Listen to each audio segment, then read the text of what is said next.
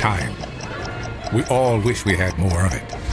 If only there was a way to escape its bonds and travel through time as we please, back into the distant past or hundreds of years into the future.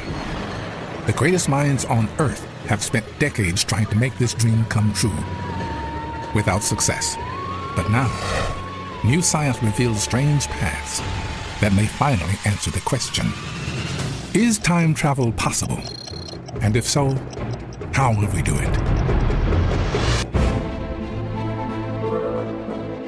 Space, time, life itself. The secrets of the cosmos lie through the wormhole.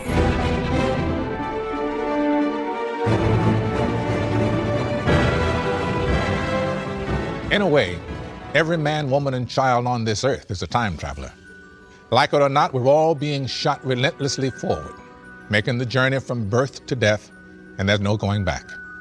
And there is no way of looking into the future. Or is there? What if we could travel back to witness events in the distant past? Or journey into the far future, see our destiny? Just think what we might learn if we could watch history unfold right before our eyes. Or what we could change in our own lives if we had the chance. For many, life's greatest sorrow is losing a loved one. The time I spent with my grandmother when I was a child helped make me the man I am today. I often wish I could see my grandmother again, or go back in time and show her who I am and what I've become as an adult. It seems like an impossible dream. But is it? Can science find a way to tear down the walls between now and then? Is time travel possible? To find the answer, we must first understand the nature of time. And that's a lot harder than it sounds. Steve Jeffords is an atomic scientist and master timekeeper. We all, I think, have some innate feeling that we understand time. It flows past us. Time goes on, we get older, things that happened yesterday are not happening today, etc. But I don't think that any of us, whether we're physicists who study time or just somebody who lives his life, really truly understands time. Steve works at the National Institute of Standards and Technology in Boulder, Colorado. It's one of 6 labs around the world that calculate coordinated universal time, the official world time. This table full of lasers is the NIST F1 cesium fountain atomic clock. Measuring the nuclear vibrations of atoms, this clock ticks at 9 billion times per second. That's 1/10,000,000th of a nanosecond. This clock will measure frequency or time interval out to almost 16 digits. Why is that important? The reasons to measure time or frequency this accurately, well, there are a bunch of them. Some of them are scientific, but some of them are really practical. Systems like the Global Positioning System, the GPS system, it's fundamentally a timekeeping system. And so what we do is we put atomic clocks on satellites, make sure they're all synchronized. And now I stand on the surface of the Earth with my GPS receiver, and it gets time signals from each of these satellites, and it just measures the arrival times. And so if the signal from that satellite arrives 5 nanoseconds before the signal from that satellite, it says, oh, I must be 5 feet further from that satellite than that satellite. So it does that with 4 satellites, and it computes your X and Y position and your altitude, and now you've got your position from time. And the fact that this works at all is just remarkable, but it absolutely depends on having time at the nanosecond level. Because if you don't have time at the nanosecond level, then you can't tell which satellite you're closer to. Precision timekeeping like this makes our high-tech, computer-driven lifestyles possible. But as our timekeeping systems become ever more accurate, we find that time does not flow the way we think it does. Time is not universal. The strange truth is that time is personal. What time is it? Well, that depends on where you are and what the ground beneath your feet is doing. Anytime you put a clock in a gravitational field, as you get closer to the strong part of the gravitational field, the clock slows down. what ends up happening is that the Earth is not rigid. And the Earth is sort of a squishy, firm ball of jello or something. And every day when the tides go in and out, the Earth deforms, sort of like a ball, and the Earth under your foot goes up and down by a foot, more or less. Depends on where on the Earth you are. So if I pick this clock up and move it up by a foot, it's further from the center of the Earth, the gravitational force goes down a little bit, and the clock ticks a little bit faster. So now if you have a clock which is accurate to 17 digits, all of a sudden, every day, you can see the rate of the clock speed up and slow down and speed up and slow down relative to what it should be, because the Earth is squishing by this kind of 1 foot level.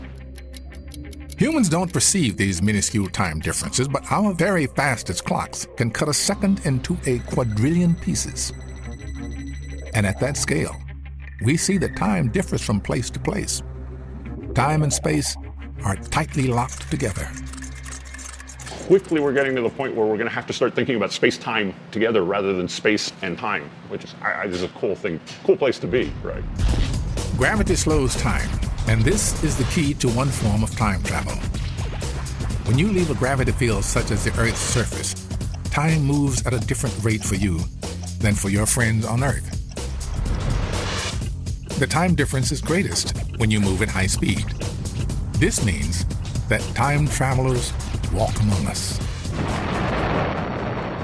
These are their time machines. Cosmonaut Sergei Krikalev is the world's greatest time traveler. Krikalev has spent 803 days moving at 17,000 miles per hour. He traveled fast outside the Earth's gravity, so time moved more slowly for him than for us. Because time passed at different rates, he has traveled into the future, a 48th of a second into the future. A 48th of a second may not sound like much, but stick more power behind him and make him go faster, near light speed, about 670 million miles per hour, and things get strange. If he travels for a year, he'll come back and find out that while he has aged 12 months, Earth is 10 years older. Here is another time machine, and it speeds things up even faster than our rocket ships. It's Europe's Large Hadron Collider, or LHC, the world's biggest and baddest particle accelerator. Steve Nunn is a professor of physics at MIT. Using the LHC, Nunn and thousands of other scientists turn pieces of atoms into time travelers. They take protons, accelerate them to nearly the speed of light, then smash them together. The subatomic particles that come out of the explosions only live for about a billionth of a second. But in the LHC, that billionth of a second is stretched out relative to our time. The LHC here at CERN is like a time machine because of a funny feature of physics. Velocity is not what you think it is. Velocity at normal speeds is normal, but at very, very high speeds, velocity has a maximum limit. So the protons in the ring are traveling near the speed of light, and they can't go faster. What happens instead is that their clocks start moving slower. Their ticks are longer than our ticks. So in some sense, the protons that are going around the ring, their clocks are moving slower than our clocks, so they're like time travelers relative to us. The time-traveling protons at CERN show us that we too can travel far forward in time. Decades from now, spaceships traveling near the speed of light could fly into the stars on a 10-year mission. For the people on board, it would be 10 years. On Earth, 1,000 years would pass. The astronauts would return to a far different future world. With the right technology, time-traveling spaceships could take us into the future. But can we go against the arrow of time and journey into the past? Well, it might not be as hard as it sounds. I mean, after all, the past is all around us. Consider this. The speed of light is 186,000 miles per second. Now, that's awfully fast. But when a piece of light travels from here to there, it takes time. And that means that everywhere you look, you're looking back in time. It takes 1 billionth of a second for light to travel 1 foot. So you see the person you're sitting next to a billionth of a second in the past. The light from the sun is 8 minutes old when we see it. And the deeper we gaze into the sky, the farther we see back in time. Satellites have photographed the edge of the universe, 13.7 billion light years away. That's 13.7 billion years back in time. We always look into the past, but it goes even deeper than that. According to Einstein, time is just like space. Since every bit of space exists here right now, that means that every bit of time exists right here, right now, too.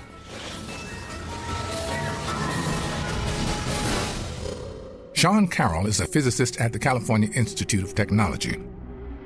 Physicists tend to be eternalists. They think that the whole universe, the whole four-dimensional space-time in which we live, is equally real. We exist at different moments in this space-time continuum, and we feel different things at different moments of time. But it's not that the future is becoming real as time goes on. It's just that the future exists just as much as the past or the present. We're discovering what happens in the future as time goes on. But it's not becoming any more real, and the past is becoming real.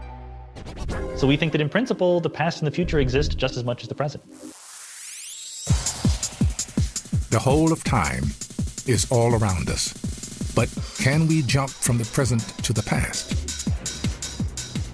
In the early years of the 20th century, a young patent clerk named Albert Einstein gave us a possible way back.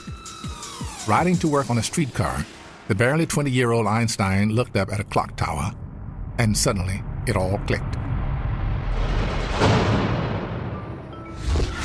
Einstein realized that time is relative to where you are and how fast you're moving. Time is the fourth dimension, bound tightly together with length, width, and depth, the dimensions of space. A few years later, Einstein used his ideas about gravity's effect on space and time to create a mathematical map of the cosmos. He proved that the fabric of space and time is curved. If the universe is curved, there might be ways to build bridges across it, or create loops inside of it, loops that will allow time travel. That was the conclusion reached in 1949 by the mathematical genius Kurt Gödel. Gödel was a close friend of Einstein's, and he decided to see if the great man's equations permitted time travel. He found that they did. If the universe rotates on its axis and you somehow remain perfectly still, it would be possible to go to any time and place in the universe. An exciting discovery, except that we now know that the universe does not rotate. And without the rotation, you cannot have time travel. Gödel's solution was unrealistic, but his radical thinking inspired a new generation of explorers. Professor Frank Tipler was one of the renegade physicists who followed in Gödel's footsteps. I was fascinated by Gödel's paper, which I had actually read when I was an undergraduate at MIT. And I wondered if I could follow up Einstein's suggestion, can this be actually done physically? We can't rotate the universe, it either is rotating or not, but we might be able to do something on a smaller scale. And obvious, easy-to-solve model in relativity was a rotating cylinder. And so I was able to show that a rotating cylinder would give rise to these loops in time, being able to go backwards into time. Tipler's gigantic cylinder would hang in space, whirling at nearly the speed of light. Space turns into time, and time into space as both become twisted around the cylinder. So by traveling forward around the cylinder, you go backwards in time. Time direction is this way, but around a very rapidly rotating body, you can go backwards into a spiral like this and go backwards into time. So, my paper, which I tried to get published under the title of Constructing a Time Machine, the editors thought, well, that was a little too radical, and they wanted something that would not be so sound-bitey. And so I changed the title to Rotating Cylinders and the Possibility of Global Causality Violation. Now, there is a mouthful that no one will catch on to unless you actually read the paper. But later Tipler found there were a few problems with his idea. I realized that the rotating cylinder, although an easy to construct solution to the Einstein equations was not very realistic because it had to be an infinite cylinder, and creating an infinite cylinder is hard as creating a universe, which obviously we cannot do. So I was wondering if it would be possible to have this sort of structure in a much smaller scale, and I discovered, alas, that's not going to be possible, because if you tried to speed up a body to generate the time machine, what you would find before the time machine property was created, you would rip a hole in space and time. You would create a singularity right there in space and time. So, alas, I had to give up my dream of creating a time machine. Tipler's spinning cylinder might not work, but there are massive objects in the universe that are already spinning near the speed of light. Black holes. The immense gravity of black holes push the laws of physics to the extremes. Black holes are small but incredibly massive objects scattered throughout the universe. The intense gravity of a black hole warps the fabric of time and space more than any other celestial object we know of. Can the time warping properties of black holes be harnessed? Can we use them to travel through time?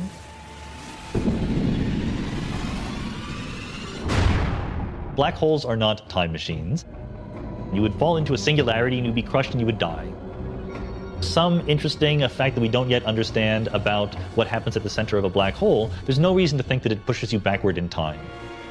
A black hole is more or less a one-way street. You go in and you will never come back out.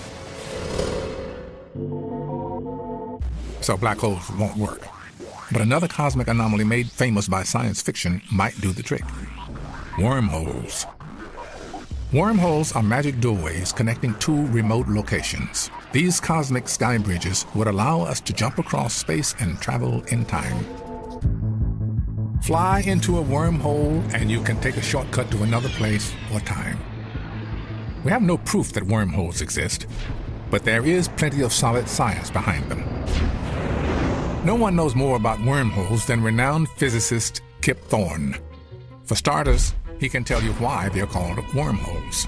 If you have an apple, a worm drills a hole through the apple, reaches from one side to the other. You can think of the surface of the apple as being like our universe, and the worm has gone through some higher dimension to reach the other side. If they exist, wormholes are smaller than atoms. If we want to go through them, we need to stretch them out and hold them open. Prying open a wormhole would take a tremendous amount of energy. Not just ordinary energy, but something called negative energy. Negative energy is anti-gravitational. It repels the fabric of space and time and would prevent gravity from crushing a wormhole.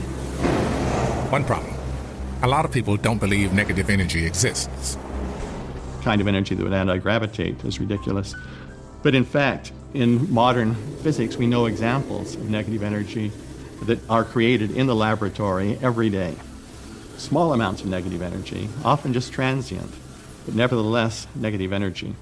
And so I was not willing to dismiss this possibility out of hand. The fundamental question was, could a very advanced civilization accumulate enough negative energy and hold it in the interior of the wormhole long enough to keep the wormhole open so that somebody could travel through it? The answer is we don't know. Meanwhile, another renegade physicist worked up a different way to harness the time-warping effects of celestial phenomena. Richard Gott has been studying the problem of time travel for decades. Gott's novel Time Machine uses the heavy gravity surrounding cosmic strings to create loops in time. Cosmic strings are thin strands of energy that may run through the universe. There's a poem. There was a young lady named Bright. She traveled far faster than light. She left one day in a relative way and returned home the previous night. The trouble is, Einstein also told you that you can't build a spaceship that goes faster than the speed of light.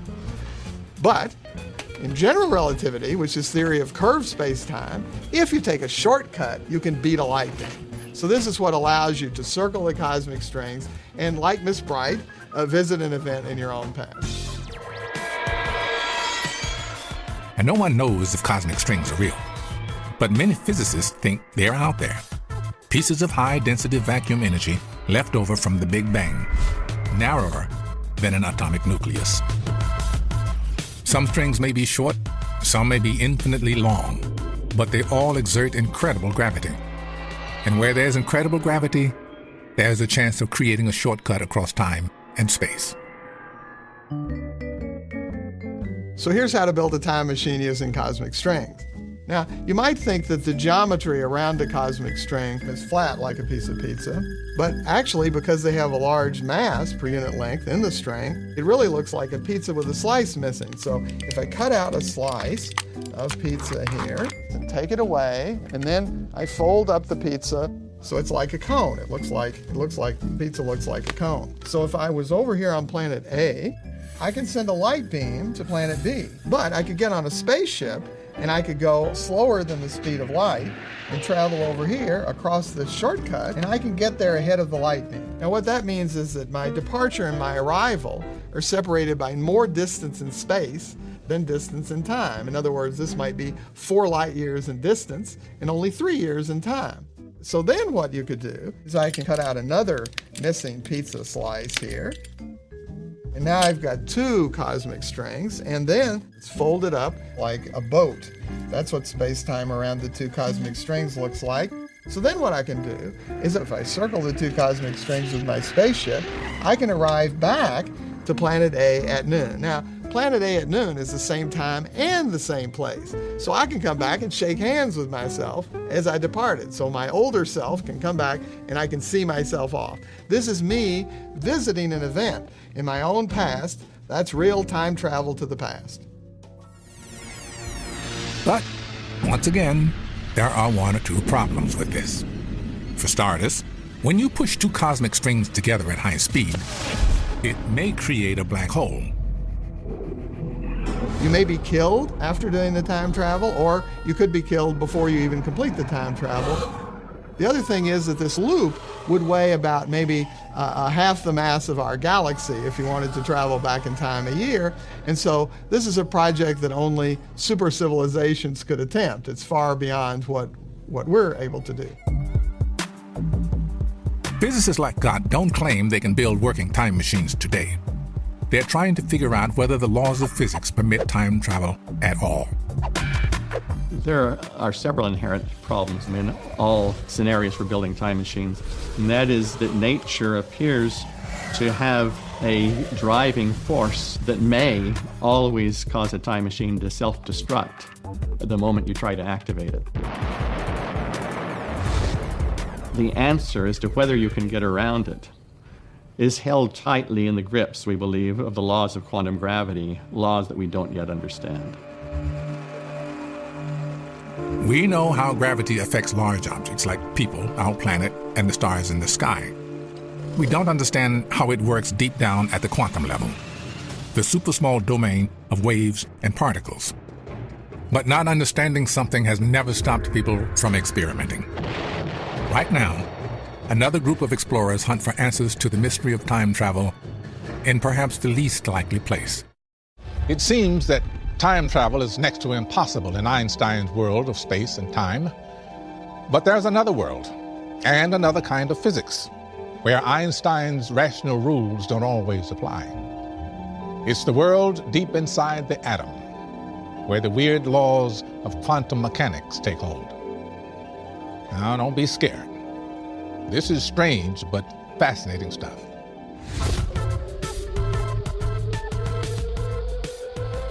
Quantum mechanics is just the idea that what exists is much richer than what you can observe. So when you look at a particle, you see it in one place. Quantum mechanics says that when you're not looking at it, that particle exists all over the place. Maybe it's more likely that you'll see it one place or another, but there's really a spectrum of possibilities for where you will see the particle. So when you combine the ideas of quantum mechanics with the ideas of time travel, all hell breaks loose. One of the strangest properties of quantum mechanics is called non-locality. It's when 2 particles instantly affect each other, even when they're miles or light years apart. It's a bit like voodoo. When you stab the doll, the human being is also affected. But unlike voodoo, quantum non-locality is scientifically proven.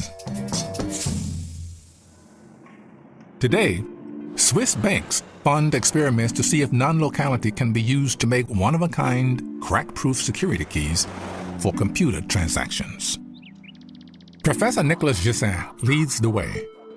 A quantum physicist and a fiber optic specialist, Gisin has tested quantum non-locality by showing the perfect synchronization of photons, particles of light, separated by great distances. Quantum physics says, well, what happens is that whenever you do something on one photon, the reaction is not on this photon only, but there's a global reaction of two photons. In some sense, the two photons, although they are at this large distance, they still constitute one system. And so the global system reacts at once. And this is quantum non-locality. Gisin sends photon signals through fiber optic cables stretched across Geneva. A pair of photons on one end is activated with a laser, and the photons on the other end instantly react. Nothing seems to move, and no energy is exchanged. Yet somehow, the particles share information. Einstein used the word spooky action at a distance. So this spooky action at a distance is not something that travels in space-time. It's not something that happens in space-time. There is no story in space-time that can tell us how these non-local correlations happen. And that's why we conclude that they seem to emerge somehow from outside space-time. So that has, of course, deep implication for our understanding of space-time, or actually more precisely for our non-understanding of space-time. Some believe that quantum non-locality can be used to send messages backward in time. At the University of Washington, physicist John Cramer is putting this idea to the test. Like Gisin, he's experimenting with entangled photons, photons bound by non-locality. The twist is that Cramer is trying to send photon signals from the present back to the very recent past. These custom-made lasers and measuring devices called interferometers are the heart of Cramer's time machine. One interferometer called Alice sends photon signals to another interferometer called Bob. If Cramer's theory is correct and the calibration is just right, Bob will get a message from Alice a fraction of a second before she sends it. Cause and effect will be reversed. So Alice has control over whether we have particle-like behavior or wave-like behavior over here. Because the photons are entangled in space, Bob, who wants to receive the signal over here, can look and see whether he has an interference pattern at the same time. Now, this distance is a few centimeters. It's not very big, but it doesn't have to be a few centimeters. This could be a light year down the line, and she could still do the same thing and cause the same effect over here. And that's the way entanglement works. And so if I put a spool of fiber optics in here that's, say, 10 kilometers long, then she would send the signal 50 microseconds after Bob received it. So she would be sending messages backwards in time by 50 microseconds. So one could use it in principle for backwards in time communication. If Cramer's device works, it will only send messages back a millionth of a second before they're sent. But a signal showing itself even a tiny bit in the past would revolutionize our understanding of time. It would prove that retrocausality, the theory that events in the future affect events in the past, is true. If it does work, it would be quite remarkable. It would be a big deal in physics. It would be a big deal in the communication industry. And if you could send messages backwards in time, it would be a big deal everywhere. It would change our civilization in ways I have trouble imagining. But all of that is probably just an indication that the experiment probably won't work, because nature probably doesn't want to allow you to send messages backwards in time. I don't really see retrocausality as a very plausible assumption. I mean, time clearly evolves or gets constructed towards the future. On the other side, I would also say that time is certainly a very poorly understood concept in physics or by physicists today, and one can certainly expect that in the future we'll have a much better and deeper understanding of time, and possibly a very different one from the one we have today.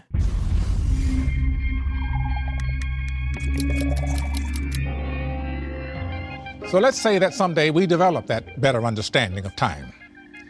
After solving the riddle of quantum gravity, we build a working time machine. What would happen then?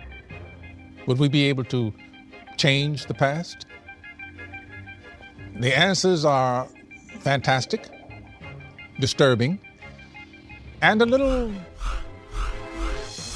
strange. We're trying to send signals back in time. And if that works, perhaps one day we can send humans back in time. An exciting idea, but it opens the door to the problem of paradox. A paradox is a situation that contradicts itself. Doesn't make any sense.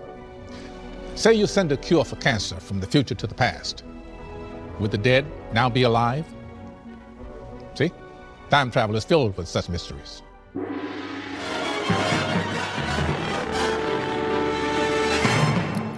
The things we would like to understand about time travel are, one, is it possible, even in principle, do the laws of physics permit backward time travel?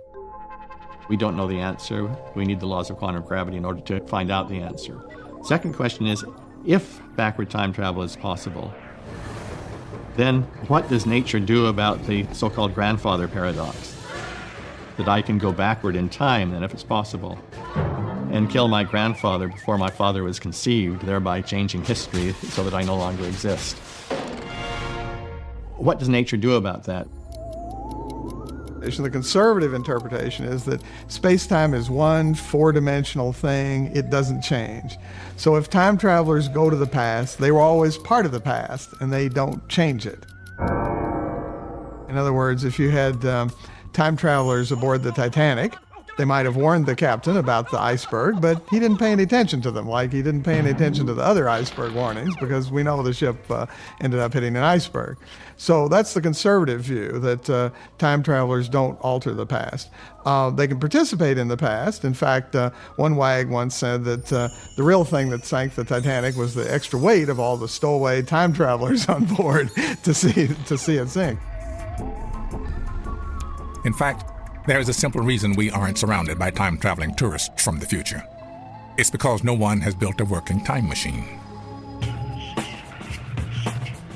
Even if we someday have the technology to travel back in time, the machine will only work starting at the point we invented, creating the first loop in time. When you create a time machine by moving cosmic strings up in the year 3000, you create a time loop up in the year 3000 by twisting space and time. So when the time traveler goes, he goes always toward the future, like this car. So he goes around the loop, and that means that he can go from the year 3002 back to the year 3001, but he can't but come back here to 2010 because that's before the time machine was built. But there may be an exception to these rules. And, once again, it grows out of the weird world of quantum mechanics. Many quantum physicists believe there is an incalculable number of parallel universes, and these parallel universes are all around us. Every time you make a decision that could have gone one way or the other, or you flip a coin, for example, it could have gone the other way, and then the universe would branch off into two separate branches in the many worlds theory of quantum mechanics. If you allow for alternate universes, then lots of things can happen. It's still true that you have to avoid logical paradoxes. It's still true that what happened did happen, but it means that what happened in one universe happened in that universe. It doesn't apply to the new universe. If the many worlds exist, which they do according to quantum mechanics, then what you would do is you go back to kill your grandfather. You kill a man who is identical to your grandfather, but he is only your grandfather in a parallel world. In that parallel world, your grandfather, being killed by you from another universe, is never going to give rise to your father, hence to you. But that's no problem, because you have never existed at all in this universe. What you have done in your time machine is cross the universes. But there seems to be little chance of time traveling anytime soon, either into the existing past or a parallel universe. The technology that would be required to make a time machine that has even a whisper of a hope of success is as far beyond us today as space travel is beyond the capabilities of an amoeba, because our technology is so puny. There's no hope at all. Time travel seems unlikely if we approach it purely as a matter of taking a person or information from the present and transporting it to the past. But there is another way to journey into the past, a way that until recently would have been considered preposterous, but is getting closer to reality every day. We could build the past. Human technology is evolving exponentially. When our computers get powerful enough, they could simulate massively complex worlds, including past eras of life on Earth. These wouldn't be video games. These simulations of the past would look and feel so real, you wouldn't know they are simulations. Not the genuine past, but the next best thing. If you really want to go into the past, you're going to have to go into the extreme far future. In the extreme far future, they will have the ability to reproduce the past. And then you can see what the past was like. You can actually experience the distant past by existing in the virtual reality of the computers of the far future.